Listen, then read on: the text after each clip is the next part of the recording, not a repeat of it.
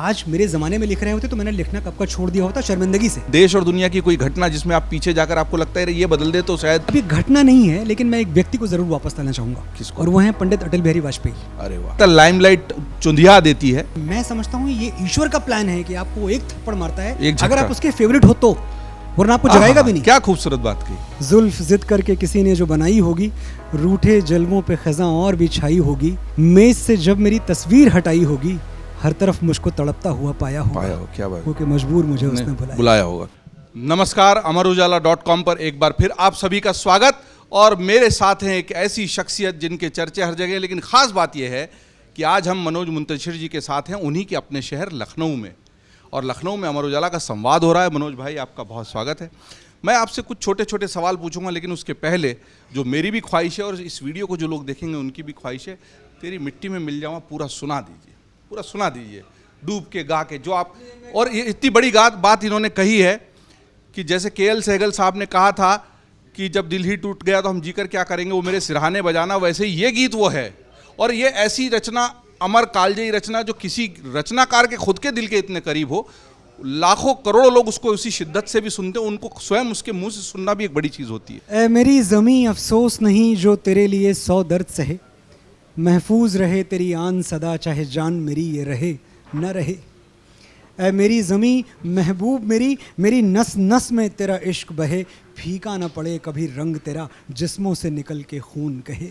तेरी मिट्टी में मिल जावां, गुल बन के मैं खिल जावां, इतनी सी है दिल की आरज़ू, तेरी नदियों में बह जावां, तेरे खेतों में लहरावां, इतनी सी है दिल की आरज़ू।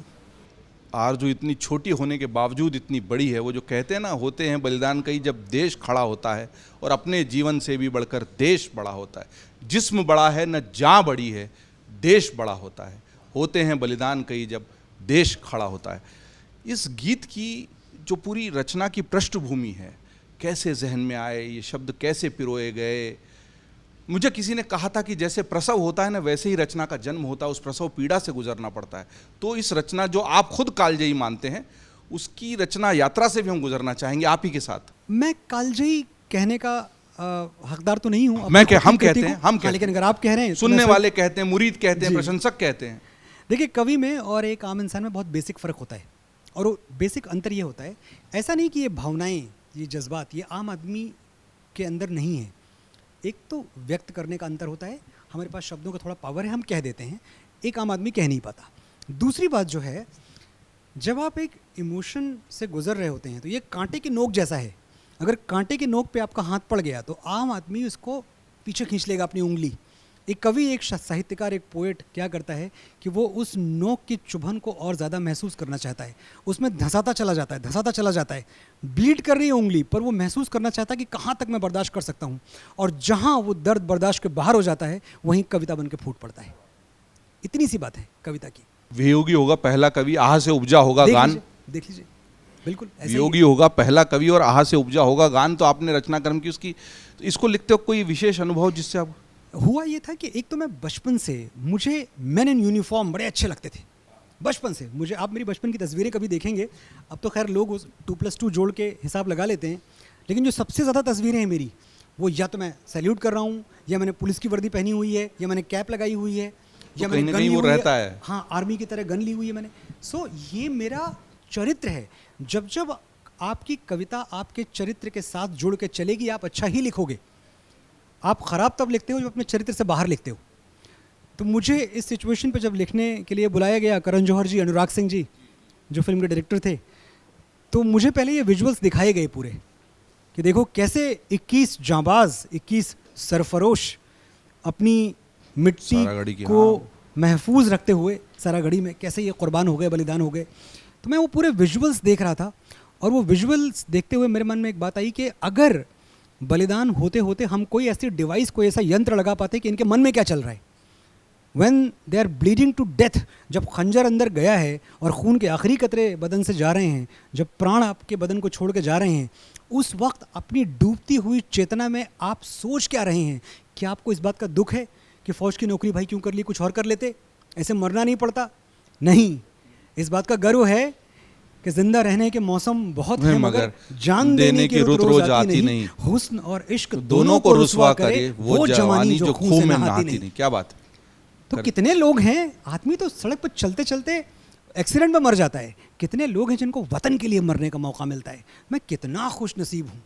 ओ वतना वे, मेरे वतना वे, तेरा मेरा प्यार निराला था, कुर्बान हुआ तेरी अस्मत पे, मैं कितना नसीबों वाला था। बहुत अच्छी पंक्तियां लिखी आप। ये जो थॉट्स हैं उनको सुनने में अभी भी सिहरन होती है रोंगकूपों में, और रोमांच से भर जाता है व्यक्ति। उसको लगता है कि राष्ट्र को लेकर इन पंक्तियों से, वही भावना से हम प्रेरित रहते हैं। कोई कोई गीत मनोज भाई ऐसा भी होता है जो ऐसा लगता है कि यार मैं लिखता तो मजा आ जाता, चाहे किसी और का भी हो, पर काश मैं ऐसा लिख पाऊँ। नहीं होता है। अच्छा, अगर मैं लिखता तो मजा आ जाता मुझे। हाँ, हजारों गाने। मुझे लगा आप ये कह रहे हैं कि अगर मैं लिखता तो इससे बेहतर लिखता। ना ना ना ना, ऐसे तो अनगिनत गाने हैं। मैं इतना लालची हूँ इस माने में कि मैं लिस्ट शुरू कर सकता हूँ। आनंद बख्शी के लिखे हुए 5,500 गाने आप एक तरफ कर लो। मुझे लगता है काश इनमें से कुछ भी मैंने लिखा होता। एक एक गीत के बदले मैं अपना करियर देने को तैयार हूँ, क्योंकि मैं समझता हूँ कि जो स्क्रीन राइटिंग होती है उसके लिए अगर कोई गॉड है तो आनंद बख्शी हैं। When it comes to lyrics writing. अच्छा, शायरी एक जगह, कविता एक जगह, बोल एक जगह, और फिल्म के लिए शायरी कविता बोल को मिला के एक कर देना, सिचुएशन को जस्टिफाई करना। आप सोचिए ना कि डर पिक्चर हम सबने देखी है ना। हाँ, हम सबको पता है कहानी क्या है। 350 पन्नों की स्क्रिप्ट रही होगी। 350 पन्ने की कहानी को एक गीतकार आनंद बख्शी जैसा एक लाइन में बोलता है, तू हाँ कर या ना कर, तू है मेरी किरण। क्या बात। That is the film for you. जब वो आप देखते हैं कि जब फूल खिले, आप देखते हैं कि कश्मीर का एक शिकारे वाला जब वो शहर में आता है और अपनी माशूका को कई पुरुषों के साथ बॉलरूम डांस करते हुए देखता है, तो वो तो कश्मीर से आया है, शिकारे में रहता था, बड़ा भोला भाला मासूम सा इंसान है, उसने ये देखा ही नहीं।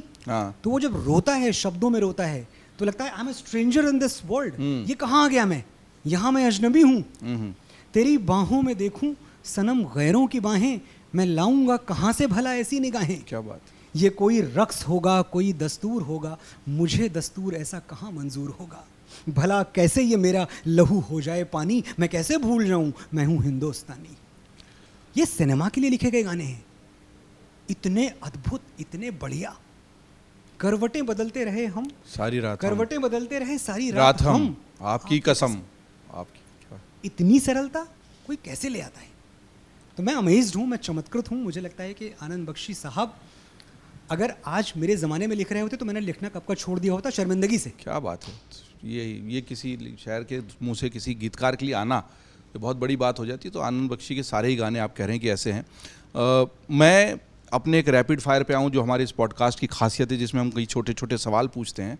उसके पहले बहुत सारे युवा लोग जो लिखना चाहते हैं, जो गीतकार बनना चाहते हैं, स्क्रिप्ट राइटर्स बनना चाहते हैं, उनको लगता है कि वो लिख लेते हैं, लेकिन पता नहीं क्या कमी होती है। उनको शायद रदीफ काफिया मिलाना नहीं आता, उनको मीटर कैसे मिलता है पता नहीं होता। उनको क्या करना चाहिए? अगर लिखने का थोड़ा बहुत भी हुनर है, आगे बढ़ना चाहते हैं, वो क्या करें मनोज भाई? पढ़ना चाहिए। जो पहली चीज़ ये है कि अगर आपने, मैं पहले भी कह चुका हूँ ये बात, कि अगर आपने 2000 पन्ने पढ़ नहीं लिए तो आप 2 पन्ने लिखने की गुस्ताखी मत करना। पहले 2000 पढ़ लो और फिर वो 2 अपने आप हो जाएंगे, तुम्हें लिखना नहीं पड़ेगा। जैसे मैंने बोला कि डिक्टेशन बाय गॉड, कोई गॉड आपको डिक्टेशन दे देगा। आप गलती हमेशा ये करते हैं कि आपको लगता है कि बस लिख ही दो। आपको स्टैंडर्ड्स नहीं पता, बेंचमार्क्स नहीं पता, आपको नहीं पता अख्तरुल ने क्या लिख दिया है, आपको नहीं पता बाबा तुलसीदास क्या लिख के चले गए हैं, नरोत्तम दास ने क्या लिखा है, मीरा बाई क्या लिख के चली गई हैं। जब ये पता ही नहीं है आपको, तो आप जो लिखेंगे, वाह भाई क्या बात है, मैंने बड़ा अच्छा लिख दिया। आपके स्टैंडर्ड्स कैसे बड़े होंगे? बिल्कुल ठीक बात है। पढ़ना भरना तो पढ़ना चाहिए। और उसके आगे कोई ऐसी प्रैक्टिकल टिप ना, ऐसे मैं बहुत लोगों को जूझते हुए देखता हूँ जो लिख ही नहीं, मतलब कुछ तुक मिला लेते हैं लेकिन उसके आगे नहीं बढ़ पाते।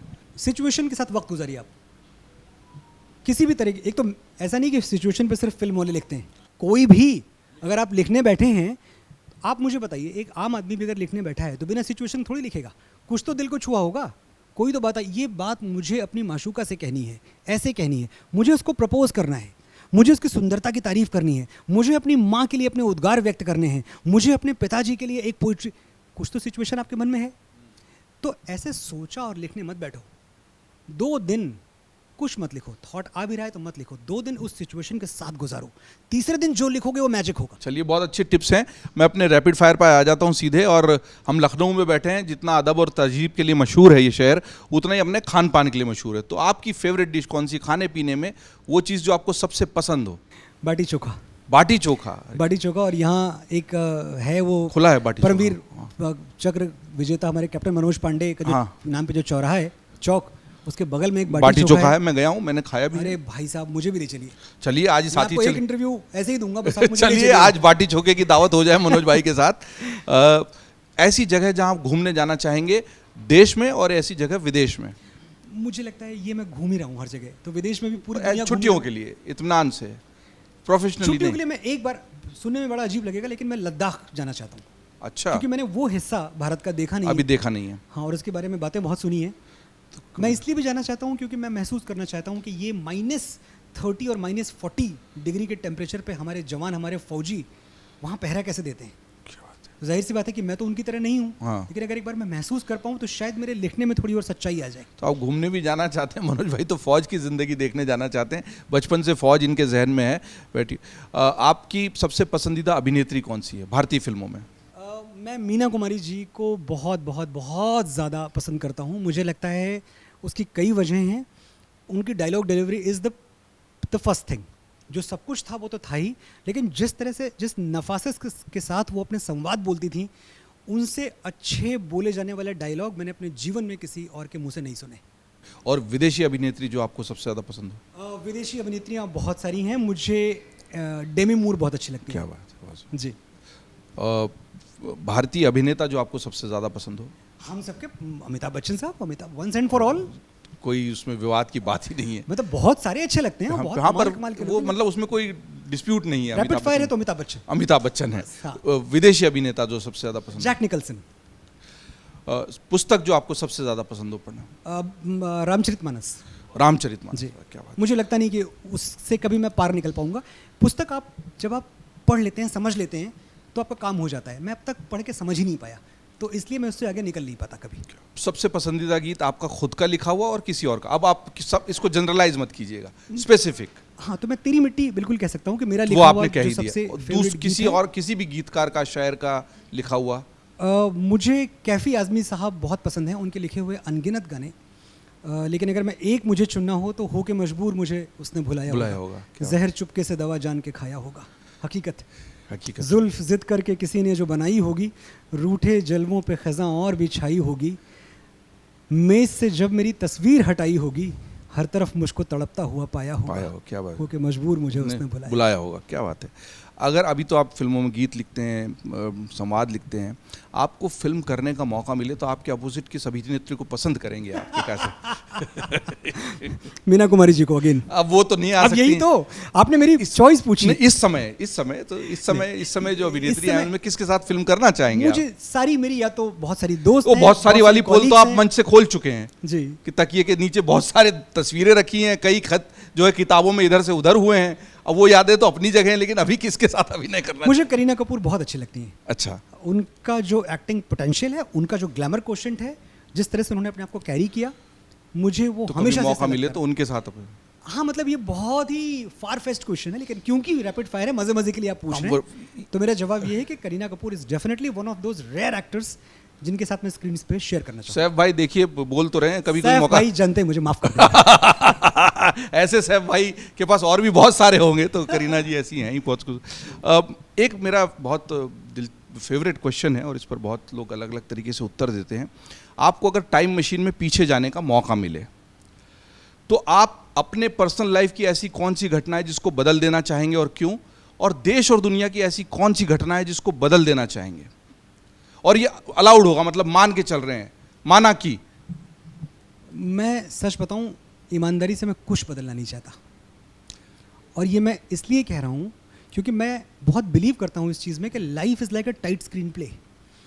अगर मैं सीन नंबर 76 पे बैठा हूं और मैं इस सीन से खुश हूं कि आज मेरे साथ देश के इतने बड़े पत्रकार, आप मुझे समय दे रहे हैं, मुझसे बात कर रहे हैं, तो जाहिर सी बात है कि मैं अपने वर्तमान से खुश हूं। तो फिर जो मैंने मुंबई के फुटपाथ पे सीन नंबर 14 में जागती हुई रातें काटी हैं, जब लोग मुझे ठोकर मार के उठा दिया करते थे कि उठ, सवेरा हो गया, जब मैंने पार्क के बेंचों पे रातें गुजारी हैं, जब मैं महीनों महीनों भूखा रहा हूँ, उनकी शिकायत करने का मुझे कोई अधिकार है क्या? मैं जाके उनको बदलना चाहूँगा क्या? अगर वो बदल दूंगा तो ये नहीं होगा। बहुत खूबसूरत उत्तर है। लेकिन देश और दुनिया की कोई घटना जिसमें आप पीछे जाकर आपको लगता है ये बदल दे तो शायद देश और दुनिया थोड़ी अलग हो, बेहतर हो, ये नहीं होना चाहिए था? अब ये घटना नहीं है, लेकिन मैं एक व्यक्ति को ज़रूर वापस लाना चाहूँगा, किसको? और वो हैं पंडित अटल बिहारी वाजपेयी। अरे वाह, अगर मेरा हम बस लखनऊ में चले, ही बैठे हैं, देखिए। हाँ देखिए लखनऊ में, अगर मेरा बस चले कि कोई एक चीज़ है जो आप चेंज कर सकते हो, कोई एक व्यक्ति है जिसको आप वापस ला सकते हो, तो मैं वो तारीख बदलना चाहूँगा। उस तारीख पे हमेशा के लिए फुल स्टॉप लगा देना चाहूँगा जब उस महात्मा ने, उस महान व्यक्ति ने ये नश्वर संसार छोड़ा। उनके होने से, सिर्फ होने भर से बहुत कुछ बदलता था इस दुनिया में, वो नहीं रहे अब। बहुत खूबसूरत और संजीदा बात कही। इसी मंच पर, इसी पॉडकास्ट में कुछ समय पहले अमित सियाल जी हमारे साथ थे, कानपुर के हैं, बहुत बढ़िया, बहुत बढ़िया। मैंने भी उनसे कहा, मैं मेरे पर्सनल फेवरेट भी हैं उनकी एक्टिंग, महारानी देख लो, मिर्ज़ापुर देख लो, अभी उनकी केसरी 2 आई है। तो लेकिन उन्होंने कहा कि वो कुछ भी नहीं बदलना चाहेंगे, लेकिन आप कुछ तो ऐसा है जिसको बदलना चाहेंगे। लेकिन व्यक्तिगत ज़िंदगी को लेकर उनकी और आपकी राय भी बिल्कुल समान रही, लेकिन आपका उत्तर बहुत ही खूबसूरत था। मैं इस बातचीत को विराम दूँ उसके पहले एक बहुत ज़रूरी प्रश्न, और आपने मुझसे कुछ देर पहले निजी बातचीत में कहा भी था कि इस पर तो घंटों बात हो सकती है, लेकिन फिर भी मुझे लगता है ऐसे लोग जो बहुत शोहरत पा लेते हैं, मशहूर हो जाते हैं, लोग जानने लगते हैं, वाह वाह करते हैं, तारीफ़ करते हैं, हर चीज़ अच्छी अच्छी बताते हैं, ऐसे लोगों की ज़िंदगी में जब ऐसा मकाम आता है, जब कोई ऐसी चीज़ होती है जिससे वो एकदम धड़ाम से अपने को नीचे गिरता हुआ पाते हैं, वही लोग जो तारीफ़ कर रहे होते हैं, वो आलोचना कर रहे होते हैं, निंदा कर रहे होते हैं, सारे अपने ही पराये लगने लगते हैं। और हर किसी व्यक्ति की ज़िंदगी में छोटे या बड़े स्तर पर ऐसा मौका आता ही है। उनके लिए आपकी सीख और सबक क्या है, क्योंकि आप ऐसे दौर को पीछे छोड़ के आगे आ चुके हैं? कामयाबी में अंधे मत होना, और नाकामी में इतने भाव विवल ना हो जाना कि कामयाबी का चांस ही खो दो। क्या बात है, दोबारा वापस आने का, रिसरेक्ट होने का मौका ही ना मिले तुमको। अपने आप को इतना तबाह भी मत कर लेना। क्या बात है। जब कामयाबियाँ बहुत ज़्यादा होती हैं तो जाहिर सी बात है, एक बहुत साइकोलॉजिकल चीज़ है कि जब आप बोल रहे होते हैं तो आप सोच नहीं रहे होते, क्योंकि दिमाग के वो तंतु जो सोचने वाले हैं वो बोलते ही इनएक्टिव हो जाते हैं, क्योंकि सारी एनर्जी बोलने में लग गई। तो मैं ये कह सकता हूँ कि जब आप बहुत ज़्यादा कामयाबियाँ पा रहे होते हैं तो भी आप सोच नहीं रहे होते, because everything is working for you, सब ठीक ही चल रहा है। खो जाते हैं आप, डूब जाते हैं उसमें। हाँ, तो आपको लगता है कि आप जो कहा जाता है लाइमलाइट चुंधिया देती है, तो वैसा ही हो भी जाता है। एग्जैक्टली, जो करोगे ठीक ही करोगे, ऐसा आपके ऊपर विश्वास आपको होने लगता है। और मैं समझता हूँ ये ईश्वर का प्लान है कि आपको एक थप्पड़ मारता है अगर आप उसके फेवरेट हो तो, वरना आपको जगाएगा भी नहीं। क्या खूबसूरत बात कही। अगर वो प्यार करता है, वो ठोकर भी बेहतरी के लिए लगी है। वो ठोकर भी बेहतरी। जब आंधियां चलती हैं तो आपने पत्तों को आकाश छूते हुए देखा है, तो हम वो पत्ते हैं जो आंधियों में ही उड़ते हैं, वरना हम पड़े रहते, कोई हमें रौंद के चला जाता। क्या बात है। तो मैं नहीं समझता कि मेरे साथ कुछ गलत हुआ, ये भी ईश्वर का प्लान है। सर झुका के मुझे स्वीकार है, और मैं जानता हूं कि इससे भी कुछ अच्छा ही निकलेगा। बहुत बढ़िया बात लगी, बहुत फलसफी और दार्शनिकता से भरी हुई बात, और इसलिए भी कि इनके जो फेवरेट एक्टर हैं, सबसे अच्छे अभिनेता इनको लगते हैं वो अमिताभ बच्चन हैं। और अमिताभ बच्चन जी की अदाकारी और वो जो फैन फॉलोइंग है वो अपनी जगह, लेकिन जैसे उन्होंने अपने ज़िंदगी के झटके का सामना किया, वो गुर्बत के दिन देखे, वो एकदम जो बिल्कुल अर्श से फर्श और फर्श से अर्श का सफ़र उन्होंने तय किया, और जिस तरीके से उन्होंने वहाँ से अपने आप को निकाला, और आज इस उम्र में भी युवा अभिनेताओं को भी वो टक्कर दे रहे हैं या शर्मिंदा कर रहे हैं, केबीसी जैसा शो होस्ट कर रहे हैं, विज्ञापनों में आ रहे हैं, तो उससे पता लगता है कि आप किसी फिनिक्स की तरह भी वापस अपनी ही राख से खड़े हो सकते हैं। और मैं इसी बात से जोड़ते हुए मनोज जी की भी इस बात के लिए तारीफ़ करूंगा कि हर किसी का दिल इतना बड़ा नहीं होता है कि खुले मंच से, आज अमर उजाला के संवाद के इतने बड़े मंच से जिसमें लाइव चल रहा था, सैकड़ों दर्शक सामने बैठे हुए थे, उन्होंने स्वीकार किया कि हाँ मुझसे गलती हुई। और ये हर किसी के बस की बात नहीं होती, लेकिन जो स्वीकार कर लेता है वही शायद जीवन में फिर आगे भी बढ़ता है। इसी बात पर, इसी नोट पर मनोज भाई, आपका बहुत धन्यवाद अमर उजाला को टाइम देने के लिए, और हम उम्मीद करते हैं कि आगे आप बेहतरीन गीतों से, नज़मों से हम सभी को इसी तरह से न केवल मनोरंजन देते रहें, बल्कि साहित्य को, गीतकारी की इस पूरी विधा को, इस फन को भी समृद्ध करते रहें। बहुत आभार, बहुत धन्यवाद आपका, और अमर उजाला का भी। अगर आप ये वीडियो YouTube पर देख रहे हैं तो हमारे चैनल को सब्सक्राइब कर बेल आइकन दबाएं, और Facebook पर देख रहे हैं तो हमारे पेज को लाइक करें। 8 मिलियन प्लस सब्सक्राइबर, आपके इस भरोसे के लिए बहुत धन्यवाद।